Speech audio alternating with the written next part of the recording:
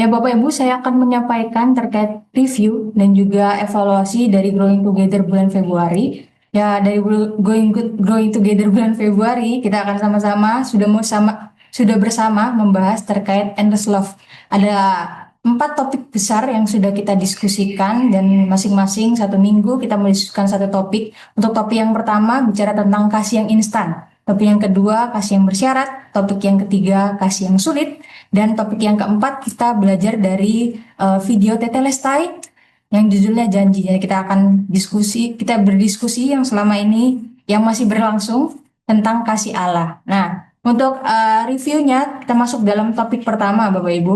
Untuk topik yang pertama di pertanyaan hari Senin dan juga hari Selasa. Pertanyaan pertama, menurut pemahaman dan pengalaman apa yang dimaksud dengan kasih yang instan dan dalam situasi seperti apa kasih ini bisa muncul dalam kehidupan sehari-hari? Bagikan pengalaman terkait kasih yang instan. Nah, dari hasil diskusi, memang kasih yang instan ini bersifat cepat, emosional, dan sering berpusat pada diri sendiri, sehingga mudah berubah ketika situasi tidak lagi nyaman atau menguntungkan. Nah, kalau lihat memang dari diskusinya, baik dari GT1 maupun GT2, lihat dan juga menegaskan bahwa memang kasih yang instan itu yang cepat, yang responnya itu juga spontan gitu ya. Jadi cepat untuk ada, cepat juga untuk hilang atau pudar kasihnya kayak gitu.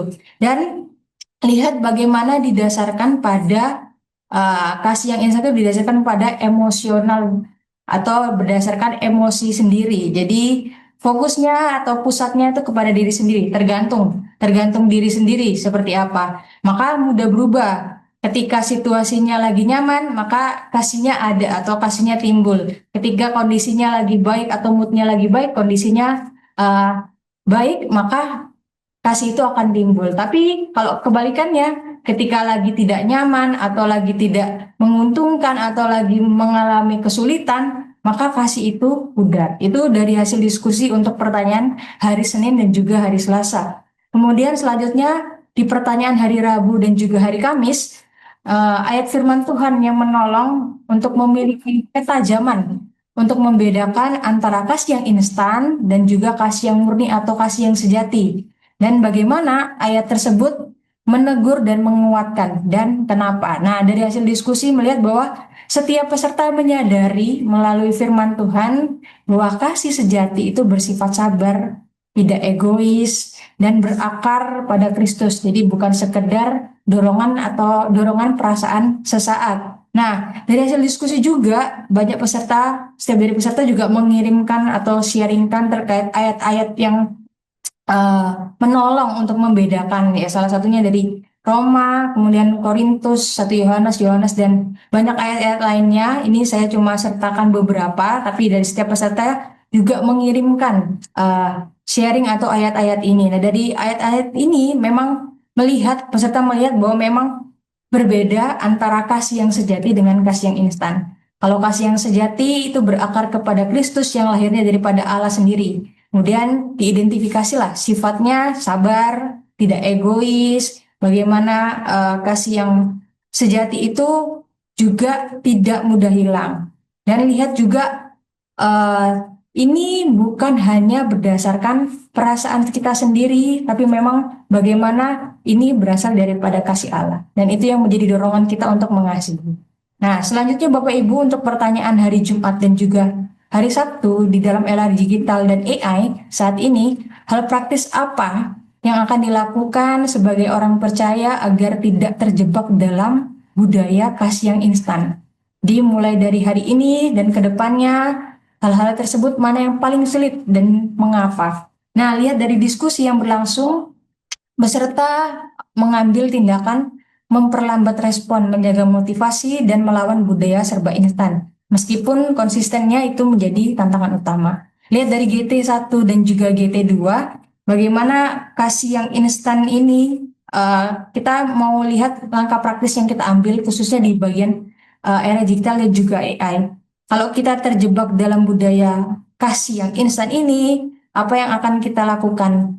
Dan bagaimana kita mengatasinya. Dan dari diskusi lihat bagaimana langkah konkret yang diambil itu melambat respon. Jadi bukan berarti kita nggak cepatkan gitu ya, maksudnya tidak langsung, tapi tidak gegabah, Bapak Ibu, tidak gegabah dalam meresponi. Dan bagaimana menjaga motivasi. Kita lihat motivasi diri kita apa dalam mengasihi.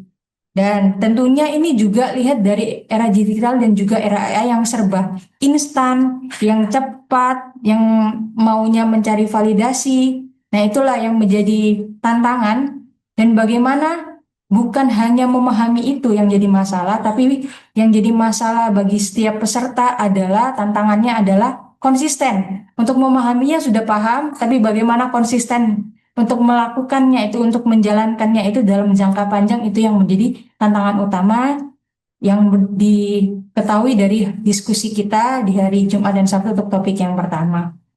Selanjutnya Bapak Ibu, untuk topik yang kedua. Topik yang kedua ini kita masuk dalam kasih yang bersyarat.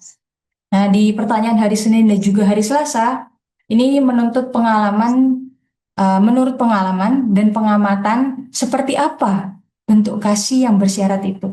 Dan bagaimana perkembangan teknologi saat ini turut mempengaruhi hal tersebut. Nah, kalau lihat dari diskusi, peserta melihat bahwa kasih bersyarat itu menuntut balasan atau pengakuan. Dan budaya digital makin memperkuat hal ini atau kecenderungan ini. Nah, kalau lihat juga dari diskusi, bagaimana kasih yang bersyarat itu kasih yang jika maka. Jadi kalau jika orang itu memberikan ini, maka saya akan memberikan ini. Ini adalah contoh kasih yang bersyarat. Jadi tergantung dengan keuntungan yang kita dapat atau tergantung performa seseorang atau tergantung kesenangan pribadi. Jadi sifatnya itu transaksional gitu ya. Dan lihat juga bagaimana teknologi atau budaya digital ini memperkuat hal ini kayak gitu ya. Jadi adanya pola citra diri atau mencari validasi atau minta relasi yang instan. Nah, ini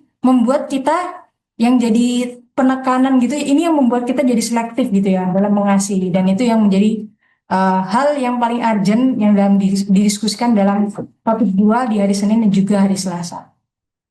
Selanjutnya Bapak Ibu, topik 2 untuk pertanyaan yang kedua di hari Rabu dan juga hari Kamis. Adakah contoh Alkitab yang menceritakan tentang kasih yang bersyarat? Bagaimana firman Tuhan menolong kita untuk belajar mengasihi tanpa menuntut kelayakan atau balasan. Nah, diteguhkan oleh firman Tuhan, setiap peserta menyadari bahwa kasih Allah itu tidak bergantung pada kelayakan manusia. Sehingga yang menjadi dasar untuk belajar mengasihi tanpa syarat. Nah, Bapak Ibu, kalau kita kembali review lagi lihat di bagian pertanyaan ini dan bagaimana diskusi ini, memang kasih yang bersyarat itu bergantung kepada tidak bergantung pada keuntungan kita seperti yang tadi di hari Selasa, hari Senin dan juga Selasa ya, bergantung kepada kelayakan seseorang. Tapi lihat bagaimana sebaliknya kasih Allah, kasih yang sejati itu yang mendahului. Kasih yang sejati itu kasih yang konsisten, kasih yang tulus. Dan bagaimana itu mencerminkan anugerah daripada Allah yang membentuk hati kita gitu.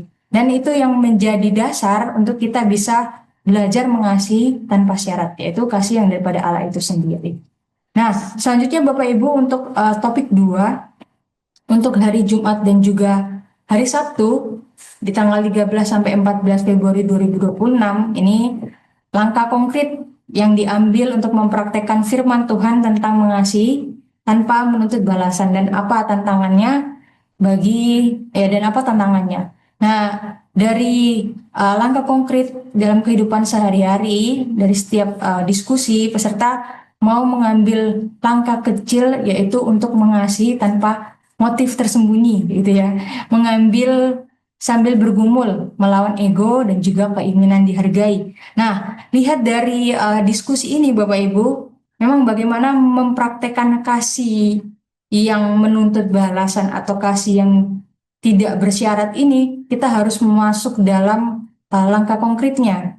Langkah konkretnya itu dalam tindakan sehari-hari, bagaimana setiap peserta mau mulai dari keluarga dulu. Setiap peserta mau mulai dari keluarga, kemudian dari gereja, bahkan hingga pelayanan sosial untuk masyarakat. Jadi salah satu contohnya yaitu mendoakan, kemudian menjadi pendengar yang baik, terus membantu dalam lingkungan RT RW itu yang ada dalam diskusi GT1 dan juga GT2. Jadi ada juga yang melihat bagaimana ingin melayani tanpa dilihat gitu. Tapi tantangan utamanya yaitu yaitu melawan ego dan melawan rasa untuk ingin dihargai atau juga ingin merasa untuk dorongan untuk membalas. Nah, ini yang menjadi tantangan yang berat bagi diskusi dan juga bagaimana menerapkannya dalam kehidupan sehari-hari. Terus selanjutnya Bapak Ibu untuk topik yang ketiga. Topik yang ketiga kita masuk dalam kasih yang sulit. Nah, di pertanyaan hari Senin dan juga Selasa, ini menurut pengalaman, seperti apa ciri-ciri orang yang dianggap sulit untuk dikasihi? Dalam situasi apa mengasihi orang yang sulit, terasa berat atau melelahkan? Nah, ya setiap peserta sharing ya, ada rasa lelah emosional gitu, ya, secara emosional ketika peserta coba untuk mengasihi orang yang pernah mengecewakan atau pernah menyakiti kayak gitu. Nah, lihat bagaimana dari topik ketiga ini, dari hasil sharing, dari hasil pengalaman setiap peserta bahwa memang mempraktekkan kasih yang yang mungkin kita sulit untuk mengasihi orang lain itu sangat susah gitu ya, sangat susah. Dari hasil peserta sharing bagaimana apalagi orangnya yang egois atau orangnya yang pernah menyakiti kita atau orang yang manipulatif. Nah, itu sangat susah, sangat melelahkan dan apabila itu juga menyentuh dalam area pribadi, area sensitif kita. Itu sangat sulit untuk dilakukan. Tapi bersyukur dari setiap peserta, dari hasil peserta, bagaimana belajar untuk kasih itu kita terapkan, bagaimana kasih itu kita terapkan dengan kesabaran, dengan kerendahan hati, dengan pengampunan. Jadi tidak sulit lagi mengasihi orang tersebut. Itu dari hasil diskusi di hari Senin Selasa untuk topik yang ketiga. Kemudian dari selanjutnya pertanyaan hari Rabu dan hari Kamis. Ini saat membaca firman Tuhan bagian mana yang menyadarkan bahwa kita sendiri pun tidak selalu mudah untuk dikasihi. Bagaimana kasih Tuhan di tengah kelemahan dan dosa mulai mempengaruhi cara kita memandang orang lain. Nah, lihat dari hasil diskusi, peserta disadarkan bahwa mereka pun tidak selalu mudah dikasihi, namun tetap menerima kasih karunia Tuhan. Nah, kalau lihat dari diskusi, baik dari GT1 dan juga GT2, memang menekankan bahwa terkadang ataupun sering kita juga sulit dikasih atau disulit dikasih oleh orang lain. Tapi memang Mbak lihat bagaimana kasih Allah itu mendahului sehingga itu merubah cara cara pikir kita atau cara kita melihat orang lain. Dari yang mudah cepat menghakimi, tapi jadi kita untuk memawas diri, dari yang eh, mau membalas, akhirnya kita jadi mau mengampuni. Dan lihat bagaimana yang menjadi inti diskusi dalam topik ini, kasih Tuhan yang menjadi dasar gitu, yang mengasihi orang secara tulus gitu, meskipun kita merasa itu sulit untuk dilakukan. Selanjutnya, Bapak Ibu, untuk pertanyaan hari Jumat dan juga hari Sabtu untuk topik yang ketiga. Nah, pertanyaannya dalam terang kasih Tuhan yang sudah diterima, sikap kecil apa yang ingin dijaga saat berhadapan dengan orang yang sulit dikasih? Apa yang perlu diserahkan kepada Tuhan agar kasihnya yang bekerja bukan kekuatan kita sendiri. Nah, melalui diskusi, peserta memahami dan belajar menyerahkan rasa sakit itu kepada Tuhan dan membiarkan kasihnya bekerja melalui sikap kecil yang konsisten. Nah, dari diskusi ketika kita mendiskusikan ini, setiap peserta memang menekankan bahwa mengasihi orang yang sulit itu kita serahkan kepada Tuhan, bagi menyerahkan kepada Tuhan dengan sikap kecil yang kita mau lakukan, yaitu bagaimana kita menahan reaksi, mendengar dulu orangnya sebelum kita menilai, bahkan juga berdoa sebelum merespon. Itu jadi sarana bagaimana kasih Allah itu bekerja dalam kehidupan kita. Dan juga eh, melepaskan ego, luka, ekspektasi eh, yang mungkin itu menjadi halangan gitu ya Bapak Ibu bagi hubungan kita, relasi kita dengan Tuhan dan juga dengan sesama. Dan yang menjadi inti bagaimana kita harus memberikan ruang kepada Tuhan untuk bekerja gitu. Jadi bukan melalui kekuatan kita, tapi memang bagaimana Allah yang bekerja dan juga kita terapkan dalam sikap atau komitmen langkah-langkah kecil yang kita ambil dalam kehidupan hari lepas hari. Selanjutnya kita masuk dalam topik yang keempat. Nah, untuk topik yang keempat ini Bapak Ibu, ini masih dalam diskusi dalam minggu ini akan sampai 2 hari ke depan. Jadi nanti saya akan menjelaskan sampai pertanian hari Rabu dan juga hari Kamis saja. Kemarin hari Jumat dan juga hari Sabtu masih kita diskusikan hari ini dan juga hari besok dan juga besok. Nah, untuk topik yang keempat ini dari video Tetelestai yang judulnya itu janji ya. Jadi kita membahas tentang kasih Allah. Lihat dari pertanyaan hari Senin, dengan cara apa Allah memberikan pilihan kepada Adam dan Hawa di taman dan bukannya mengatur mereka untuk secara otomatis menaati Dia. Apa pelajaran penting secara pribadi terkait hal ini? Dan di hari Selasanya juga disusul untuk pertanyaan jenis relasi macam apa yang Allah inginkan dengan umat manusia dan mengapa. Nah, dari hasil diskusi peserta sadar dan muncul bahwa Allah memberi manusia kebebasan untuk memilih sebagai dasar relasi yang sejati, yaitu relasi yang intim yang lahir dari ketaatan. Jadi bukan berdasarkan paksaan. Nah, dari hasil diskusi juga dan bagaimana hasil peserta melihat video dari Tetelesta yang jadi, memang menekankan diskusi bahwa Allah memberi manusia untuk kebebasan memilih agar memang kasih yang lahir daripada manusia itu sendiri kasih yang sejati, bukan yang karena paksaan. Nah, kasih sejati ini memang muncul dari relasi yang intim gitu ya, relasi yang pilihannya secara sadar kita pilih gitu, dan bagaimana ketaatan yang lahir itu memperkuat gitu ya, memperkuat kita, dan lihat bagaimana Allah itu tetap setia menunjukkan kasihnya gitu Bapak Ibu. Meskipun kalau lihat dalam video, meskipun manusia gagal, tapi bagaimana Allah tetap setia menunjukkan kasihnya. Itu untuk topik 4, pertanyaan yang pertama. Kemudian untuk pertanyaan hari Rabu dan juga hari Kamis ini yang kemarin terkait taktik musuh, kita melihat bagaimana setan mencobai Adam dan juga Hawa agar meragukan kasih Allah dan firman-Nya. Bagaimana kita melihat setan mempengaruhi orang dalam dua wilayah itu, wilayah kasih dan juga firman Allah itu ya, pada masa kini. Dan bagaimana Anda mengalami dalam kehidupan sehari-hari. Nah, lihat dari pertanyaan 4 ini, diskusi menyoroti bahwa musuh itu terus menanamkan keraguan gitu ya terhadap kasih dan juga firman Allah dua wilayah ini. Jadi baik melalui pikiran, baik melalui situasi, ataupun juga ada dalam pengaruh era digital saat ini. Jadi lihat bagaimana taktik yang digunakan itu sama gitu ya Bapak Ibu.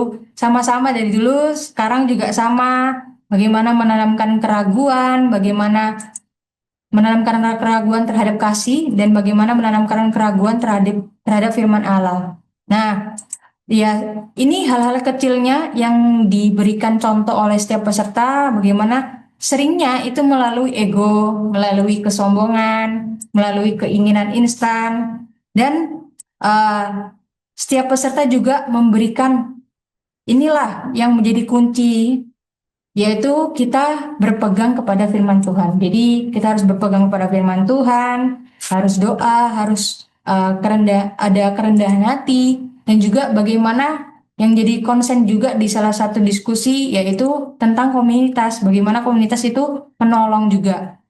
Sehingga kasih yang daripada Allah itu sendiri menjadi jangkar gitu ya, menjadi jangkar yang kuat dan memampukan kita untuk bisa bertahan dan bertumbuh di dalam.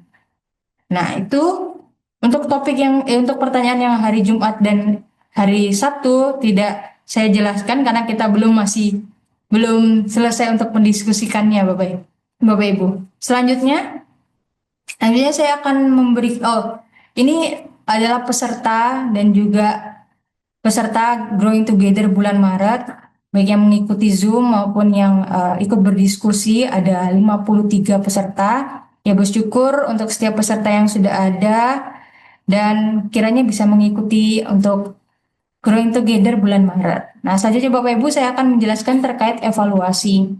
Untuk secara keseluruhan, memang diskusi berjalan dengan baik dan hidup. Jadi dalam diskusi juga menunjukkan adanya kedalaman refleksi dari setiap grup baik GT1 maupun GT2. Berdasarkan hasil diskusi juga, antusiasme peserta ini paling tingginya di awal ya gitu ya, di awal minggu, maksudnya di hari Senin dan juga hari Selasa. Dan lebih aktif lagi ketika menjawab pertanyaan yang khususnya bersifat pengalaman pribadi. Dan partisipasi atau keaktifan ini cenderung menurun di bagian pertengahan minggu hingga akhir minggu. Apalagi mungkin karena weekend Bapak Ibu sibuk dalam pelayanan. Nah, mungkin itu yang membuat partisipasi cenderung menurun. Nah, pertanyaan yang mengaitkan firman Tuhan dalam pengalaman nyata ini paling efektif untuk menolong sharing yang bermakna. Jadi, hasil diskusi yang sharing terkait firman Tuhan atau diskusi yang tentang pengalaman pribadi atau pengalaman nyata ini yang paling efektif ya untuk mendorong bisa sharingkan. Jadi bersyukur untuk setiap peserta GT untuk mau sharing dan berbagi kepada teman-teman lainnya. Dan diskusi tidak berhenti pada definisi saja, tetapi masuk juga pada pergumulan hati, motivasi, komitmen praktis. Ya, ini menjadi harapan kita bersama untuk tidak hanya diskusi sampai di GT saja, untuk sampai mengerti, memahami, tapi juga kita menerapkannya, komitmennya, itu yang harus kita terapkan selanjutnya. Kemudian ada beberapa perbedaan pandangan, contohnya yang dikasih yang instan untuk topik yang pertama. Nah, ini memperkaya diskusi dan bersyukur untuk diskusinya ini tetap berlangsung dengan suasana yang baik, dengan suasana yang sehat. Oke, next.